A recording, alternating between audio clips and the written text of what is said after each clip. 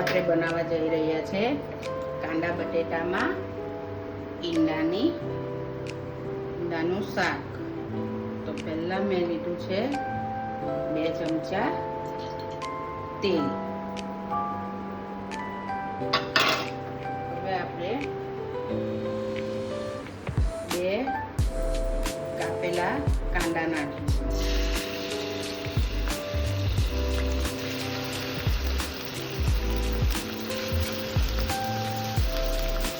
હવે આપણા કાંદા લાલ થઈ ગયા છે. હવે આપણે એના અંદર નાખીશું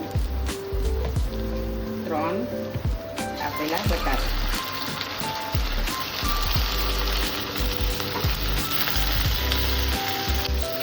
હવે આપણા 5 મિનિટ થાય છે. બટાકા સારી રીતે ચડી ગયા છે. હવે આપણે એની અંદર નાખીશું ટામેટા.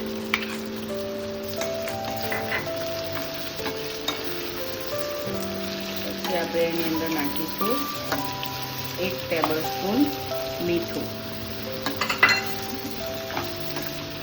આપણે એની અંદર નાખીશું આદુ લસણની પેસ્ટ અને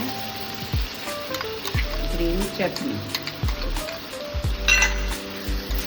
હવે આપણે એની અંદર નાખીશું આપણા મસાલા.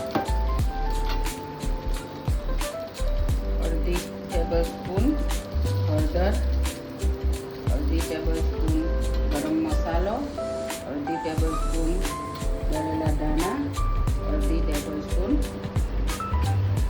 તીખું મરચું. છેલ્લે આપણે એની અંદર નાખીશું 3 ઈંડા. હું નાખી રહી છું અંદર 3 ઈંડા.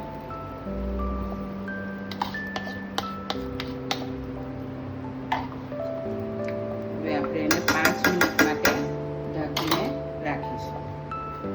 હવે આપણી 5 મિનિટ થઈ ગઈ છે અને આપણે બરાબર ફેરવી લઈશું.